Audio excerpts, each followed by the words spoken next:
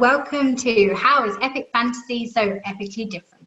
I'm Natasha Bardon, Publishing Director of Harper Voyager U.K, and I'm here with my lovely panel guests. We have Peter V. Brett, author of The Demon Cycle, Rena Barron, author of Kingdom of Souls, S.A. Chakraborty, author of The Empire of Gold, R.F. Kuang, author of The Dragon Republic, and R.A. Salvatore, author of Relentless. We're going to get started with the first question, which you've worked on or are working on series of varying lengths. But before we dig deep into them, what to you makes epic fantasy epic? And we're going to start with R.A. Salvatore and Bob. Hello there. That's an interesting question. If I remember my ancient history, it was only history when I was taking it in college, I might add. Epic comes from the Fireside Tales. It's a long, usually a long poem, heroic poem about the adventures of some notable figure, some hero, the adventures and victories and tragedies and all of a great hero. I've been doing this guy since 1987, the Dark Elf character. I've done 30-something books on the character, so I guess it qualifies as epic. And moving on to Rena. I love the definition of what epic is, and I think over the years it has evolved and changed. When I think about epic for a book, I'm thinking about the reader thinks of themselves as a small piece of a huge story, something that's greater than an individual. So when I think of epic in books, I think about this kind of all-sweeping plot and these stakes that are both personal as well as kind of far-reaching. Shannon, any thoughts? I agree with that a lot. It's funny, when I first looked at this question, my idea was it was a world that it felt like the reader could step in. It was something all-encompassing and this alternative reality where you could almost imagine innumerable stories, that the books and the stories set in them are just like this little slice of life, and it lets the reader fill out the imagination of just an entire realm of different characters and worlds and places and histories, you know, very much similar to ours. Peter? It's worth pointing out that genre subdivisions are a construct like everything else, and they don't really have hard and fast rules. And if you're a writer looking to break into the industry, you don't have to play by any of the rules. I think Rena really made a good point, and it's one that I, in my notes, had built on as well, is that when I think of epic fantasy, I kind of think of something where there's a big problem that's really wide in scope and affects a lot of people over a big area. And it sort of filters down into their personal lives in different ways because everyone is different, and the way they solve problems is different. And so you have the ability to do deep dives into different characters who are all sort of struggling with the same problem, but it affects them in different ways, and they respond to it in different ways, and they all need to work together in order to solve it. And sometimes that's done by having a lot of different POV characters in different places, so you can sort of get a sense of how the problem affects everyone. And sometimes it's done with one POV character who travels from place to place. But it's all ways of getting to the same end. Rebecca, do you have anything to add on that? Yeah, I actually want to talk for a bit about this because I think questions of genre and literary history are really interesting. So as Bob pointed out, we get the term epic fantasy from the literary genre, the epic, which is usually epic poetry, which is like a long narrative poem detailing heroic deeds of person of unusual courage or bravery. And the key here in literary discourse is that epic means that it's a singular, extraordinary moment of mankind, and it's a testimony to the protagonist's causality or their critical space in the historical record. So they're living lives in a difficult time. But I think the problem framework, right, is that like most history centered on the victors, which is certain forms of power and certain forms of historical causality. It's the sort of narrative that thinks about Lincoln and Robert E. Lee, but doesn't think about those who freed themselves. Lincoln, who freed the slaves with the Emancipation Proclamation, it was like this finding that proved that it would be a military necessity. So I think that its emphasis on finding events leaves out the turn of history, the victims, the forgotten records, the important tales of people who don't do historically defining events, but who are just trying to survive. And the cool thing about modern fantasy is that it questions the priorities of the epic, is that we find fascinating, but we can unpack that. It's really interesting, isn't it? Because I think each of you have told small stories with a huge backdrop in this incredible world. And it's actually the stories of the individual that are part of this incredible history and this incredible epic tale, which most resonates with people. I mean, when people talk about the Poppy War, Rebecca, they always talk about Rin and her part that she plays in it. And the same with like the Demon Cycle and the Painted Man and everything that, you know, goes on around that individual. And most of the time he's just saying, oh, I'm just a person and I just want to be, and he's caught up in these massive events. And I think that's true of every single one of your books. So maybe the epic is the epic character, not just the journey and the struggle that they go on. Moving on to question 2, which I think definitely ties into that, because I think all of your collective writings are about that person and the relatability of character. What elements do you take inspiration from in the real world, in real history? And have you ever come across something as well that's in your research that's so fascinating and so fantastical it almost is more than fantasy? It doesn't feel like it could be real. And we're going to start off with Shannon. So in terms of inspiration from the real world, with the Daevabad trilogy, I wanted to have this fantastical world, but one that examined very human conflicts, sort of the same things that make us tick and make us passionate. So that goes in all sorts of different ways. We could have something as familiar as sibling rivalry, which I'm sure many of you have perhaps experienced, something that you can look, you know, all in ways in history that plays out with royal families or at this more intimate level. Set it against magic. You know, what happens when the prize is not, you know, this sliver of inheritance, but a magical kingdom? I wanted to look at the idea of what price are we supposed to pay for stability, which could be the modern state of, you know, it's that constant thing of like, will you give up freedoms for security? You can also set that 200 years ago and look again and add magic and fantasy to that. The second part of that question, so I spent most of my research on the medieval era, and in the last year it has been on charlatans and con artists and poisoners. So I don't even know where to begin picking my most bizarre thing. I actually had finished, it was a 13th century manual to being a con artist, and it made me feel bad as a fantasy writer because I could never come up with some of these ridiculous things. I mean, there were things about knockout gas that you would store in your armpit and, you know, go into a crowd and just do this and then rob all the people. And I'm reading this, I'm like, they're writing this? Like 800 years ago, this was, you know, what people spent their time on doing. There was another one about, you know, a trained monkey who was supposed to pretend he was an enchanted prince and would go into the masjid and pray, and people would come up with this awful story about how he needed money. And this is something that was really done, and they're anecdotes from this historical period. And I love that, one, because there's just so much inspiration to take from that.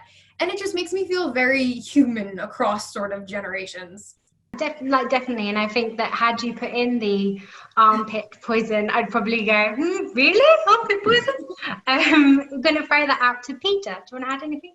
When I was crafting the Demon Cycle and sort of building the world, I wanted to create a world that had all of the same problems that we have in our world, so that I could have an opportunity to talk about those problems through stories. And so, you know, I wanted to create a sort of a second world that was a safe place where I could talk about things without someone being able to point and say, oh, you're talking about this person, or oh, you're talking about that person. But I also wanted to make sure that that problem still had, that world still had sexism and culture clashes and racial problems and all of the sort of individual problems that we deal with in the real world, because I think that having a secondary world allows you to talk about those problems in a way that is less likely to make people close off. Whereas when you talk about the real world, people will quickly close their minds. When you're talking about a second world,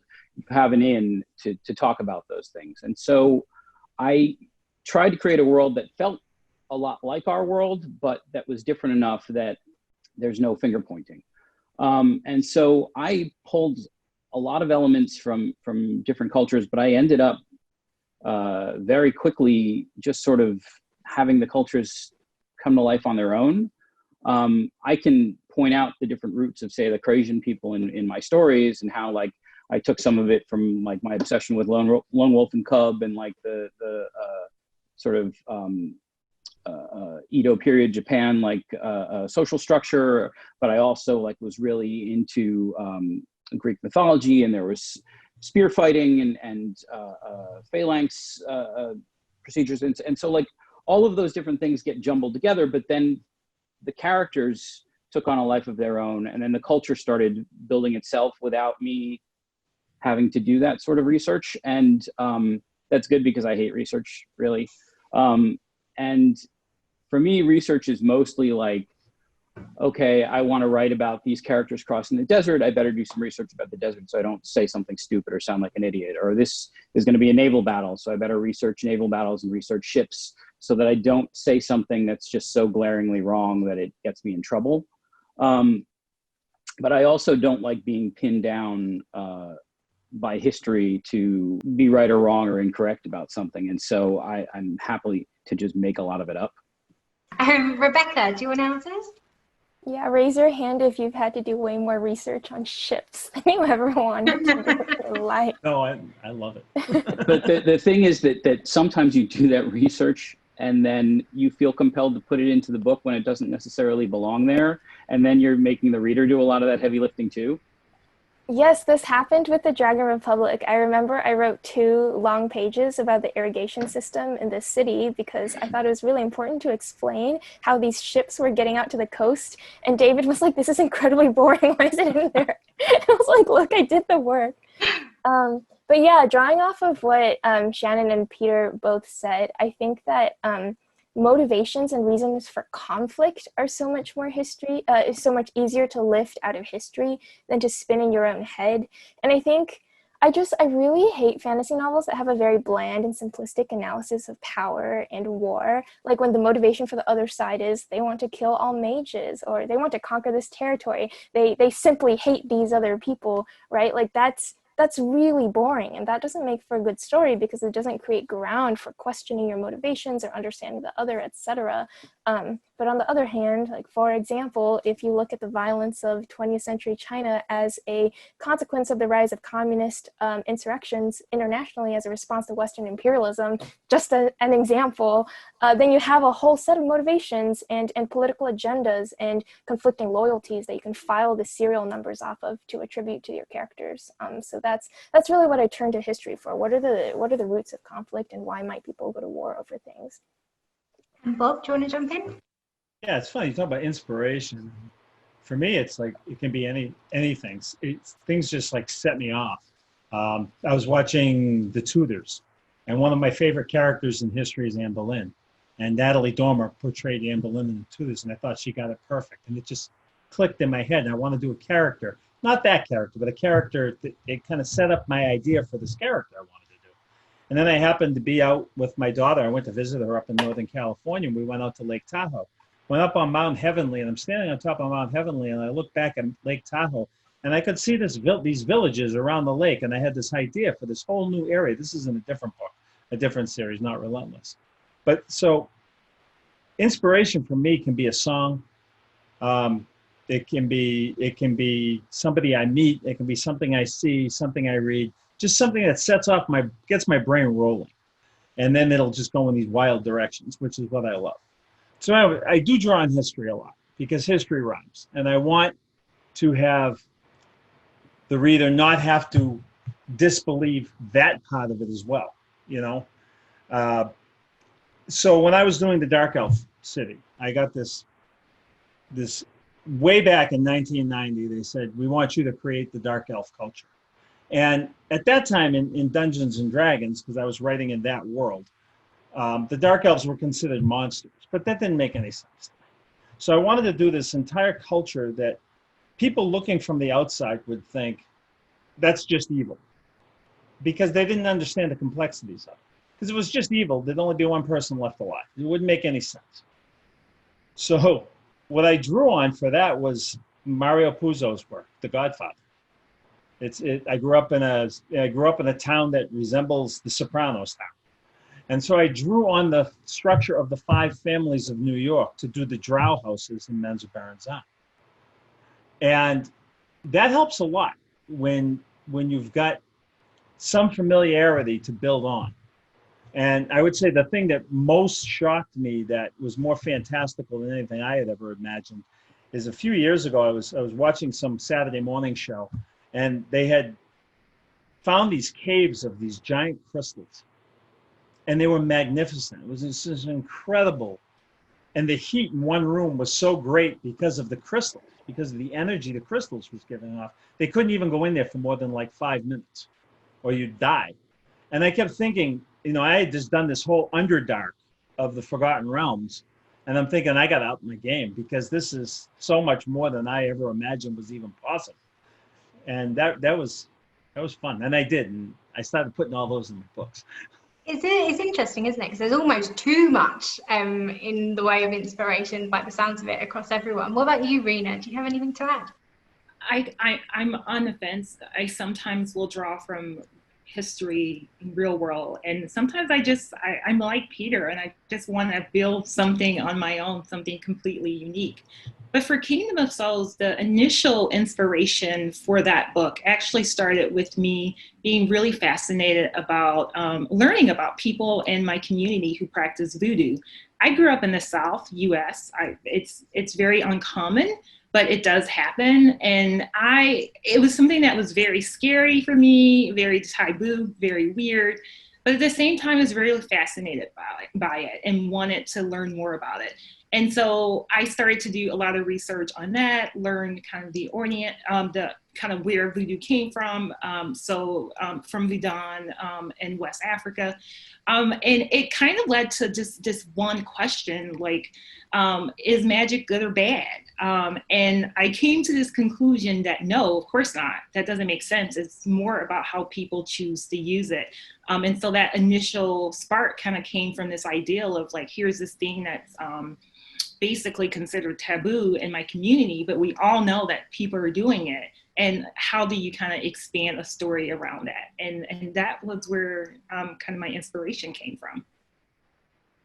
That's brilliant, and that's just really interesting. Does anyone, and this is opening up to everyone, when they are taking those influences from history, want to rewrite the history that they're taking influences from and want to see it, and that is why they are so inspired by that period or that time or something that's happened?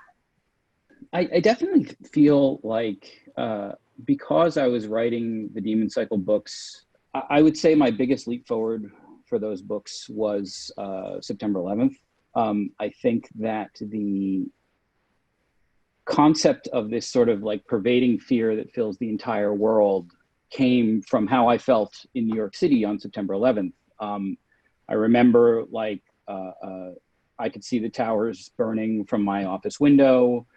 Everyone around me was freaked out and terrified, and everybody reacted in a completely different way. Some people ran home, some people ran towards the fire, some people went to donate blood, some people like stood around and didn't know what to do, and some people like said, all right, the subways are closed, we might as well get a case of beer and wait this out. And so like all of these different reactions to this sort of thing that you couldn't fight and didn't really know what to do with really struck me. And that was sort of what set the tone for the series. And certainly like reading the news and existing in the United States and watching us react in all sorts of abominable ways to what happened left me really trying to understand a lot more of how that worked. And I think that sort of people who won't even listen to each other and end up in conflict because of that is something that really pervades through the series. And like this sense of like two cultures who in the end have the same goal, but can't get there because they can't find a way to understand each other, were questions that really sort of like pervaded my writing of the series at that time. but again, as the characters took off and the story took off, it sort of evolved away from the real world and became its own thing.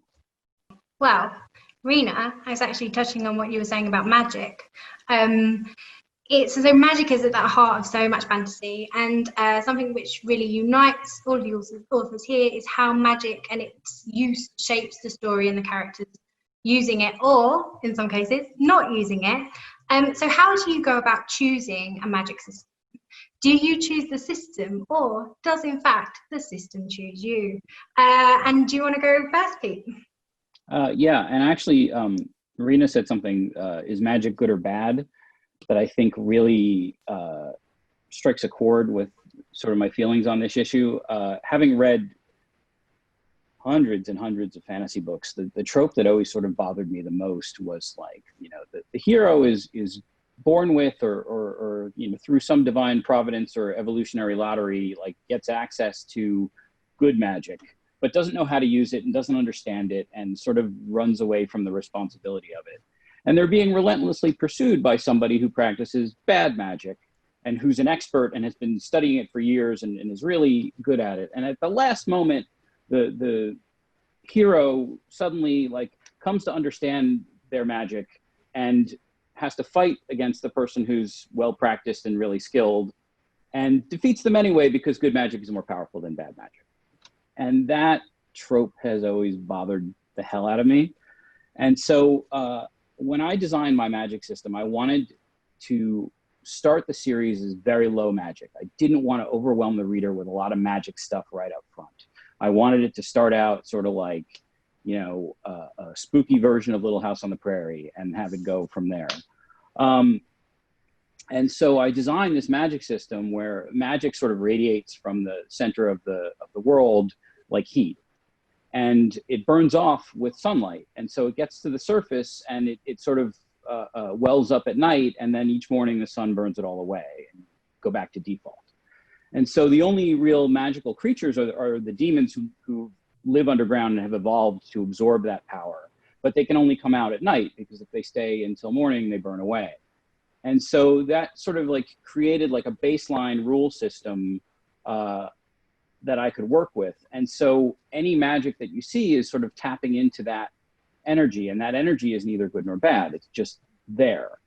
And so then I created a whole series of rule systems because what I didn't want was magic to create this sort of deus ex machina situation where the heroes are unexpectedly saved because something magic, rather than having to get there through hard work and practice and understanding. And so that the reader, who also knows the rules, like won't feel cheated when someone uses magic to get out of a problem, because they'll understand how they got there. And so I designed a magic system that was based on symbols so that it could be something that you can learn through hard work and practice, rather than just some sort of magical lottery where you happen to be born with the power. And so I slowly unveiled that system over the course of 5 books, so that by the end of the series, when the characters are throwing lightning bolts at each other and flying or whatever, the reader understands how you got there, and they don't feel cheated and they don't feel overwhelmed by it all. And it all seems to make sense, because at the beginning, nobody had that magic, and you sort of saw how it grew over the course of the book. And there's something with Rebecca, if you want to touch on this as well. And I don't think it's a spoiler to say that your protagonist is almost broken by magic. And do you want to kind of elaborate on that a little bit?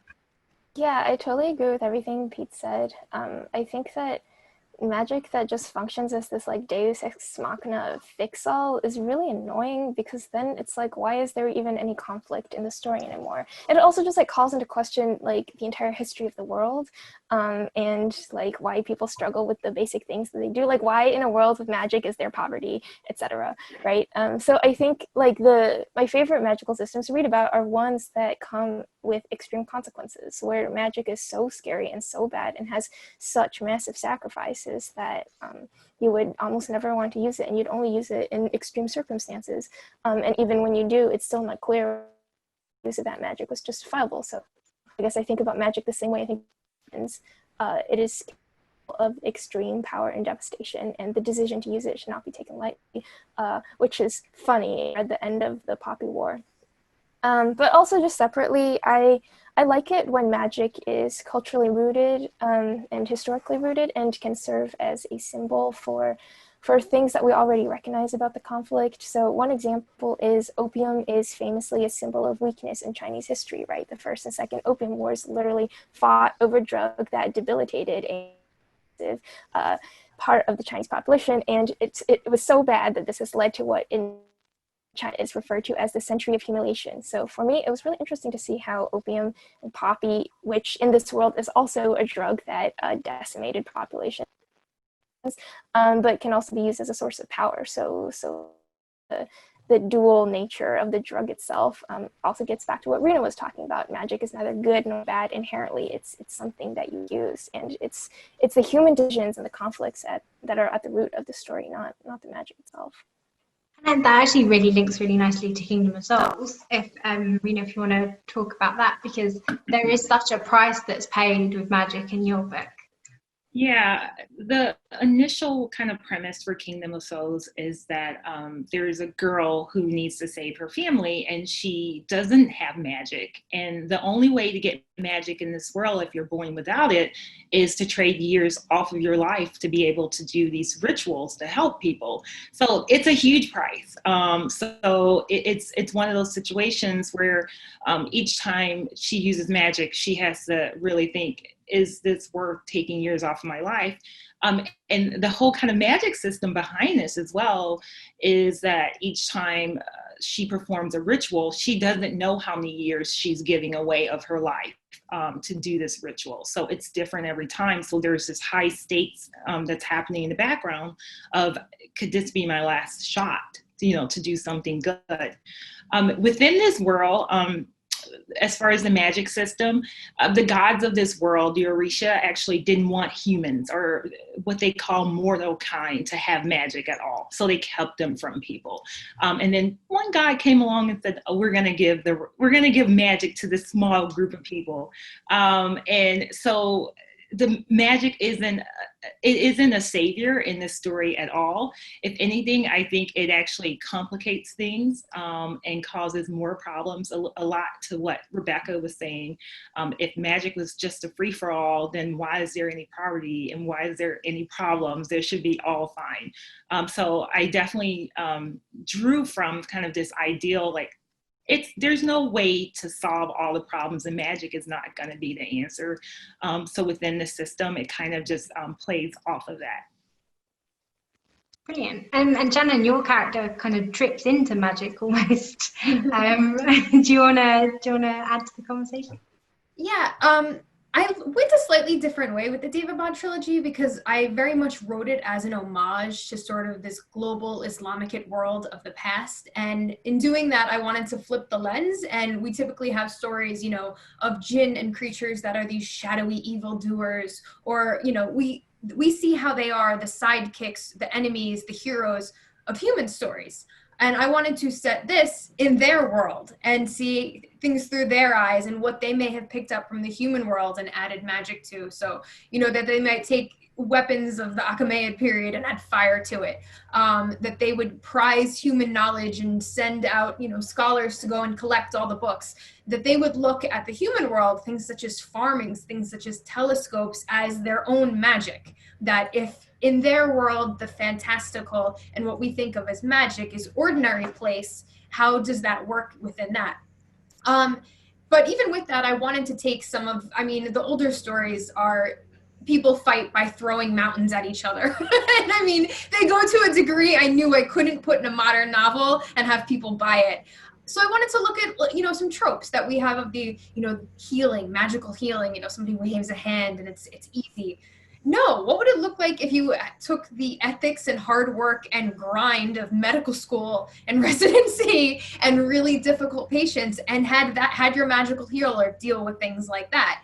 What could you do to make it so that it wouldn't be too powerful and too easy, as Rebecca was saying, as, once you have this system that we snap and, I have food, I have shelter, I've got everything I need, then what is the conflict? So I wanted it to just feel almost like this humdrum part of the world, and they can do these things, but it's not the overarching drive of the story. Yeah. And Bob, do you want to add anything? Yeah, it was a little different for me with this series, the Dark Elf series, because I was coming into a world that was already created for the Dungeons and Dragons game, so the magic system was there. And that was probably the biggest hindrance of writing in that world, because I spent more time trying to make sure the magic didn't become Deus Ex Machina.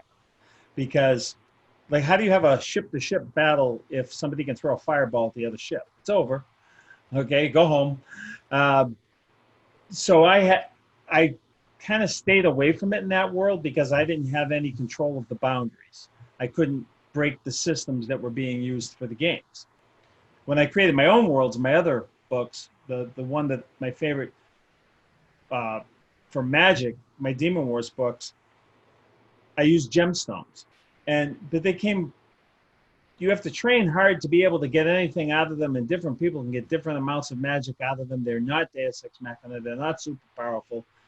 They can be, but very rarely. But what really, the magic became the source of conflict in the world, because the only ones who could make the stones retain their powers was this one church. And so this became the power base of the church itself. And then that church went through the same schism as the Roman Catholic Church went through, only it was over magical gemstones instead of money. And should, in the Roman Catholic Church, it was, should we keep all the money and build these great cathedrals, or should we go and make sure that we should live like Jesus and go out and make sure that everybody lives as good a life as we can give them. And that was the big fight. In this church, it's the same thing, but it's with gemstones.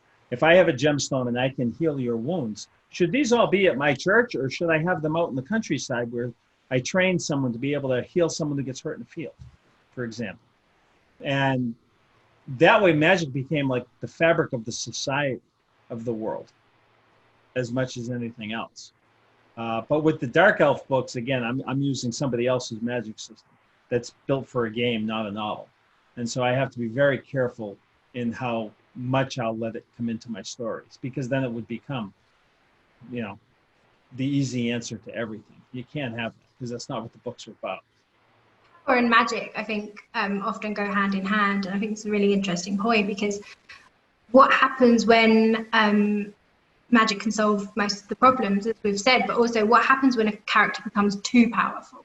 And for the end of the novel or the beginning of the novel, and how do you combat that? And I think that's a really interesting question that a few of you here have struggled with. Your characters have become so powerful. What do you do next? Rebecca, do you want to start that one off? Yeah, I think about the balance of power a lot. I think a cardinal rule of storytelling, which we're all familiar with, is that things can't ever be too easy for the protagonist. Otherwise the story's not interesting, right? We want to see them struggle and fail often. Otherwise there is no payoff when they finally succeed. It doesn't feel like typical. But on the flip side, we don't want our heroes to be weaklings for the entire book. We want to see them acquire skills and level up. So the question is, how do you fix the level up problem? And this is particularly relevant for me because I have a main character that notoriously gets godlike powers at the end of the first book and destroys an entire country. And it's like, okay, how do you scale from there? So I think there are two things that most books that do this successfully employ. And the first is you have to let the enemy improve. And this seems obvious, right? But it really seems like in a lot of fantasy novels, the enemy is just operating on NPC mode and just not learning from their mistakes. Like the fact that the Empire builds another Death Star after the first one gets destroyed, that's wild to me, right? Villains, I think they should never fall for the same trick twice, and they should be growing and evolving and acquiring new skills just like the protagonist is. So in the Dragon Republic, I bring in Hesperians who have airships and military technology that Ren has never imagined. And in The Burning God, they acquire new technology that really shakes the foundations of her worldview. And then the second thing is if the protagonist's problems are not external, then they have to be internal. And this also happens in the Dragon Republic. Rin just got godlike powers, so I took them away and I gave her a debilitating opium addiction and sealed her powers so that she won't be able to use them again until she grapples with PTSD, depression, grief, survivor's guilt, and all sorts of things. And that growth arc for her to finally get her powers back, and even when they come back, they're in a very limited, restricted sense that presents a whole new like realm of liabilities. But that arc was the key to making the Dragon Republic interesting. Otherwise, it would have just felt so repetitive to the first book. So, you know, challenging the protagonist is always good, and the best way to do that is give them a whole host of mental health problems and also make the enemy incredibly terrifying. And I think particularly what's like brilliant about the beginning, well, all of it, but the beginning of the Dragon Republic is that she feels like her own worst enemy at that very beginning point, which is also something that I think Shan, I wouldn't be wrong in saying that your characters have also grappled with that kind of internal struggle. Do you want to touch on this? Yeah, I can. I very much like Rebecca's answer that it's like torture them on multiple levels.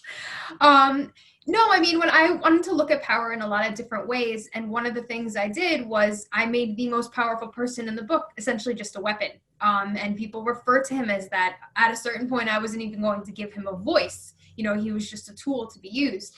But another thing I wanted to look at with the Daevabad trilogy and when it came to power was systems of power, and how it doesn't matter how much magic you have if your people are threatened by a despot, if you have family obligations, if you have obligations to your community, that all of these things can control you and constrict you and be used to terrify you and intimidate you and control you just as much as any, you know, secret amulet or anything like that, that there is magic in the systems that we live in as well. And I looked at different ways to find that. I had, you know, the tyrant you're introduced to isn't the most magically powerful person. They're just really cunning and politically savvy and can control that. So I think there's ways to play with what it even means to hold power and what power looks like in the world that you've created. And Bob, do you want to jump in? Yeah, I really like what Rebecca was talking about as well, in torturing the characters, emotionally and otherwise. For me, again, it's kind of a unique situation where I noticed when Rebecca was talking about it, she was talking in RPG terms. I don't know if you're a gamer, Rebecca, but you sound like one when you're talking, which is a good thing. You'll see. Yeah, and so when I'm writing books about one character, and I've got 30 plus books, that's a lot of fighting. That's a lot of monsters. That's a lot of adventures. Just the fact that he's surviving is making it, people think he's more powerful than he is, because otherwise he should have been dead. So for me, the way I've worked it is it's the main character in the books more takes place up here than with his weapons. And I've created this huge and growing cast of side characters. I've got, you know, from good guys and bad guys. I get as much mail about Artemis Centauri and Jarl Axel, the bad guys, as not really anymore. Not really, ever, for one of them. But I get as much mail about those characters as I get about Drizzt. So I've surrounded them with this huge cast of characters that allows me to create some real tension, because they can go away. Even if people know there's another Drizzt book coming, so I'm not going to kill Drizzt. They don't know if I'm going to kill somebody else in the book. And tried to keep it internal with the Dark Elf as much as possible, especially in the later books, because he had to go through losing all of his friends. And what kind of a toll does that take on someone? So yeah, I would agree with all that. It is a problem, because the simple fact of going from book to book to book to book, the character is supposed to, in game terms, level up. And I think a big part of the fantasy audience are gamers, a huge part are gamers of one sort or another. So that concept almost becomes, it takes away from the reality of the adventure. You know, in Dungeons and Dragons, if you're a high level character and a thief sneaks up behind you and sticks a dagger in your back, you'll turn around and say, "Why'd you do that?" and then destroy him, right? In the real world, if you're a great warrior or super powerful, whatever, who's had his moments, you will, and someone walks up behind you and sticks a dagger in your back, you'll fall down. in a lot of pain. So you always have to try to keep that part of it real, to keep the tension. I think there's a Rena, if you want to jump in as well, because I feel like that there's an emotional dagger in Kingdom of Souls that I don't want to have any spoilers, but really kind of cuts deep for your main character. Do you want to touch on that a little bit? Yeah, for sure. I would start by saying I'd like to back up a little bit and echo a little bit what Rebecca said. I really detest stories in which there's no consequence to gaining any type of magic or power. Like, these people are depressed. They have post-traumatic stress syndrome. They have so many things that are going on, or addictions. And I think it really allows for a very well-rounded character. Like, in real life, we would be stressed and we having these things. So when we write those things out of our characters, then the story feels less real to me. As far as power and magic in Kingdom of Souls, it's actually quite a few dynamics. One of the most powerful people in the story is the Vizier, and he has no magic at all, and it's wields his own form of magic in a political play sense, and making these moves like chess pieces on the chessboard. And then you've got Ara, who's the protagonist, who has no magic, but she comes from a family of a lot of magic, really powerful family, and just having to navigate what that means, and navigate, well, if I want this magic to help others, what am I willing to do for it? What are the consequences for it? What about using these rituals will change who I am? So the character ends up doing a lot of growth and having to really internalize. And she's a teen, so it's also internalizing my parents have magic and I'm a failure. So you've got that's happening, as well as just kind of internalizing, like, how do I level up in a sense, and become the person I need to be to save the people that I love. So it's quite a predicament that she's in as the story kind of progresses. And Peter, I think that's also kind of like the predicament your character kind of faces as well. Do you want to touch on that? Yeah, I mean, I think that a lot of the points that have already been touched upon, I went through the same process. I planned out my magic system far enough in advance that I understood how it was going to escalate for each book. Or it's like, I'm going to reveal this, and that's going to open up this whole new group of powers. But I also make it clear that as humanity got more and more powerful, the demons who were already incredibly powerful started unleashing things that they didn't need to before in order to keep humanity in line. And so I had that escalation planned out, and I sort of knew as the heroes got new powers, I already had counters for them planned. But something different that I also wanted to touch on that I think is important is that you don't always have to focus on the person who has the most power. One of the nice things about epic fantasy is the ability to jump into other characters and see how other characters are functioning in the world. And I always think that when your character gets too powerful, focus on the person standing next to them. Focus on the sidekick who doesn't have that power, who has to hang with the person who has that much power and who's really struggling. When you have a group of people in a room, like, who in the room is in the most pain? Who in the room has the biggest problem that they don't know how to solve? It's not always the hero who has the most power. And so one of the really great things about doing a series that has multiple POVs is that you can jump into the person next to them who sort of doesn't understand what the like can't see into the head of the person who has the most power, and therefore has to figure out ways to solve their problems on their own with what little understanding they have. And so you can keep a story interesting by sometimes taking a step away from the big uber powerful character who's on a different arc and focusing on somebody else who hasn't quite leveled up yet. And that way you can sort of build them all up over the course of the story and get to a point where they're ready for the final boss fight. Thank you all so much. I feel like I've signed up several novellas for the rest of the year and beyond. That's great. I think this has been a great panel. Thank you everyone for doing it. If you quickly, just really quickly, and I'm going to get told off for doing this, but if you were creating a completely new world and there's one magical creature that you'd love to see in it, I just want to know, what is that creature? Anyone, jump in.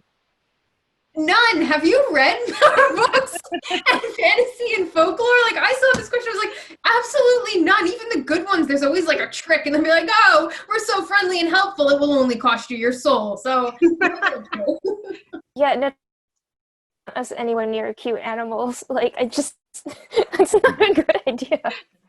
They're all evil. Okay, good. I think that's a fantastic note to end on. Thank you all very much. And we hope you enjoyed the panel.